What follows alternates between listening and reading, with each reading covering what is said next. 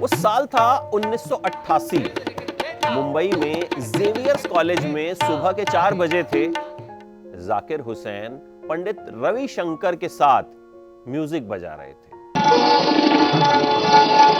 तभी वहां कोई अखबार लेकर आया। सामने जाकिर हुसैन के पिता अल्लाह रखा खान साहब भी बैठे थे। उस शख्स ने उनके कान में कुछ कहा, उन्हें अखबार दी। फिर अल्लाह रखा खान साहब ने स्टेज पर पंडित रविशंकर तक जैसे तैसे एक जानकारी पहुंचाई।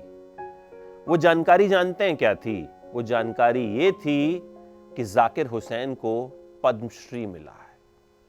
और वो पहली बार था जब पंडित रविशंकर ने स्टेज से ये ऐलान किया कि जाकिर हुसैन को पद्मश्री मिला है, और उन्होंने पहली बार जाकिर हुसैन को उस्ताद कह के बुलाया। उसके बाद जाकिर हुसैन उस्ताद जाकिर हुसैन हो गए। हालांकि उन्हें अपने नाम के साथ उस्ताद लिखवाना या कहलवाना पसंद नहीं था। किसे कही थी उन्होंने ये बात, ये थोड़ी देर में बताऊंगा। 9 मार्च 1951 को मुंबई में पैदा हुए। पिता अल्लाह रखा खान बड़े तबला वादक। जब जाकिर हुसैन पैदा हुए और उन्हें घर लाया गया और उस्ताद अल्लाह रखा खान ने उन्हें गोद में उठाया, तो एक रिवाज हुआ करता है कि पिता अपने बेटे के कान में कुछ प्रेयर कहता है। जाकिर हुसैन के पिता अल्लाह रखा खान ने उनके कान में प्रेयर नहीं, रिद्म सुनाई। उनकी पत्नी ने कहा, ये क्या कर रहे हैं आप? तो अल्लाह रखा खान साहब ने कहा कि मेरे लिए मेरा साज ही, मेरी रिद्म ही प्रेयर है। और वही फिर जाकिर हुसैन की जिंदगी का हिस्सा बन गई, या फिर कहें कि उनकी जिंदगी बन गई। लेकिन जाकिर हुसैन को तबले में दिलचस्पी नहीं थी, क्योंकि तबला उनके साथ रहता था। तबला उनका दोस्त था, उनका भाई था। कई बार तो रियाज करते करते तबले के साथ सो जाया करते थे, और जब सुबह उठते तो फिर तबला बगल में होता था और फिर तबला बजाना शुरू कर देते थे। 3 साल की उम्र में पिता ने सिखाना शुरू किया। 10-12 साल तक तो बहुत अच्छा सीख गए। कॉन्सर्ट्स में, शोज में बजाने लगे। खूब वाहवाही होने लगी, तारीफें होने लगी कि भाई क्या बजाते हैं, वाह उस्ताद वाह। एक एडवर्टाइजमेंट भी किया करते थे वो। उसके बाद तो जब भी वो तबला बजाते थे तो यही निकलता था, वाह उस्ताद वाह। दुनिया उन्हें उस्ताद कहती थी। लेकिन एक बार मीडिया से बात करते हुए जब मीडिया ने उन्हें उस्ताद जाकिर हुसैन कहा, तो जाकिर हुसैन ने कहा कि मुझे उस्ताद मत कहिए, मेरा नाम जाकिर हुसैन है। तो जब कहा गया कि आपके तो नाम ही के साथ उस्ताद लगा हुआ है, तो वो बोले कि ये तो ऑर्गेनाइजर्स लगा देते हैं कि भाई किसी बड़े उस्ताद को बुला रहे हैं तो टिकट जो है वो थोड़े ज्यादा पैसों में बिक जाएगी।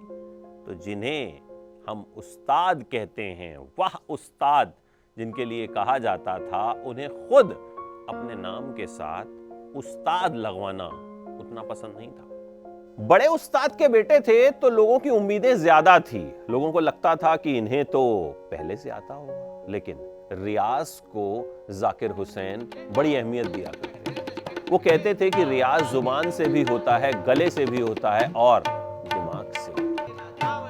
जाकिर हुसैन का तबला हिंदुस्तान में गूंज रहा था। वो तबले से जो जादू पैदा करते थे वो अविश्वसनीय था। तबले से घोड़े की थाप की आवाज निकाल देना, तबले से बारिश की आवाज निकाल देना, तबले से बिजली के कड़कने की आवाज निकाल देना, और इन सब के बीच शास्त्रीय संगीत की गरिमा को बनाए रखना जाकिर हुसैन ही ये कर सकते थे। जब वो विदेश गए तो वहां हिंदुस्तानी म्यूजिक के चर्चे पहले से थे। पंडित रविशंकर का जिक्र हुआ करता था। एक किस्सा ये भी है कि सैन फ्रांसिस्को में जब वो इमिग्रेशन में थे तो उन्हें रोक लिया गया। उनका कहना है कि मेरे लुक और मेरे नाम की वजह से मुझसे बड़े सारे सवाल पूछे गए। एक सवाल ये पूछा गया कि पंडित रविशंकर के बाद दूसरा सबसे बड़ा म्यूजिशियन कौन है इंडिया का, क्योंकि नंबर 1 पे तो पंडित रविशंकर है। तो जाकिर हुसैन की पत्नी साथ थी। उन्होंने कहा यही हैं, गूगल करके देख लीजिए।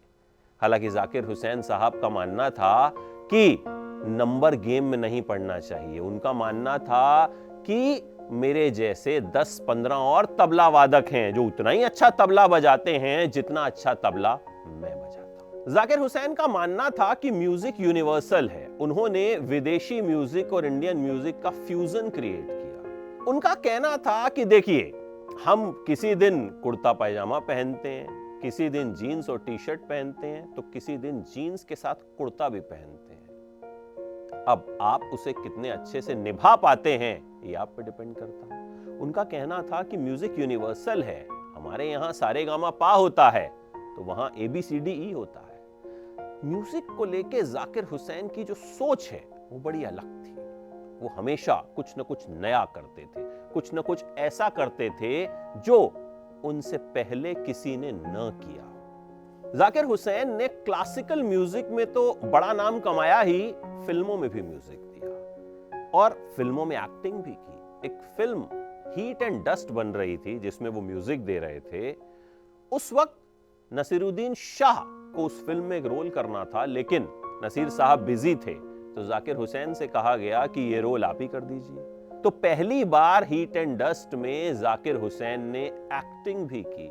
इसके बाद एक और फिल्म आई, साज, साईं परांजपे की फिल्म। शबाना आजमी फिल्म की हीरोइन थी। उस वक्त जावेद अख्तर और शबाना आजमी ने जाकिर हुसैन का कान पकड़ के कहा था कि इस फिल्म में शबाना के ऑपोजिट आप ही काम करेंगे। ये बात खुद जाकिर हुसैन साहब ने अपने एक इंटरव्यू में बताई थी। इसके बाद भी उन्होंने कई फिल्मों में म्यूजिक दिया, कई फिल्मों में एक्टिंग भी की। 1992 में उन्हें ग्रैमी अवार्ड मिला, जो अमेरिका का सबसे बड़ा अवार्ड माना जाता है। उनकी एक एल्बम के 800,000 रिकॉर्ड्स बिके थे।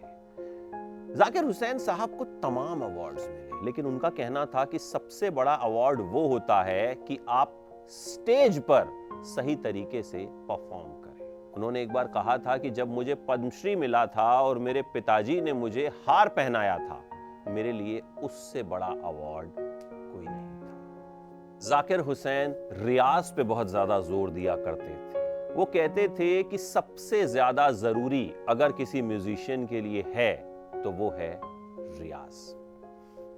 साल में 6 से 8 हफ्ते वो अपने स्टूडेंट्स को दिया करते थे कि 6 से 8 हफ्ते में वो उन्हें कुछ सिखाएं और बाद में वो स्टूडेंट्स उनका रियाज करें। जाकिर हुसैन ने कहा था कि मेरा टॉप प्लान एक ही है, रियाज। और वो जहां कहीं भी होंगे, मुझे लगता है एक काम वो जरूर करते होंगे, रियाज। और वही एक चीज थी जिससे उन्होंने तबले पर वो जादू क्रिएट किया जिसे दुनिया कभी नहीं भूल पाएगी।